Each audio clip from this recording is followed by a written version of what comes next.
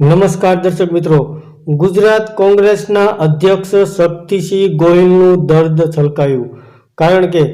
કોંગ્રેસના મોટા નેતા અમરીશ ડેર, અર્જુન મોઢવાડિયા અને બીજા ઘણા બધા જિલ્લામાંથી અને ગુજરાતના મોટા નેતાઓ ભારતીય જનતા પાર્ટીમાં જોઈન્ટ થઈ ગયા છે, જેને કારણે હાલમાં શક્તિસિંહ ગોહિલ ખૂબ જ દુઃખી છે અને તેમણે જણાવ્યું હતું કે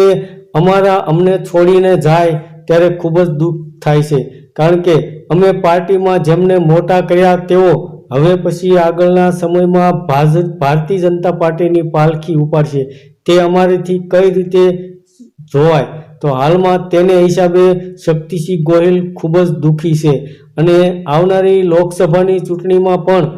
કોંગ્રેસને ગુજરાતની અંદર વધારે ફટકો પડી શકે છે, કારણ કે હાલમાં તો ગુજરાતની અંદર કોંગ્રેસનો ગઢ ખાલી થઈ રહ્યો હોય તેવું દેખાઈ રહ્યું છે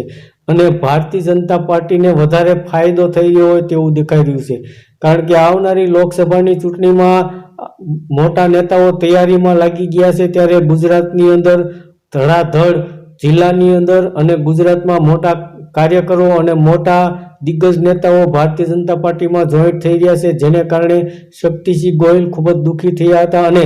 ભારતીય જનતા પાર્ટી ઉપર પ્રહાર કરતા જણાવ્યું હતું કે જેઓ કોંગ્રેસમાં રહી અને ભારતીય જનતા પાર્ટીની ટીકા કરતા હતા તેઓને જ ભાજપવાળા પોતાના ખોળામાં બેસાડી રહ્યા છે, જેને કારણે તેમણે કહ્યું હતું કે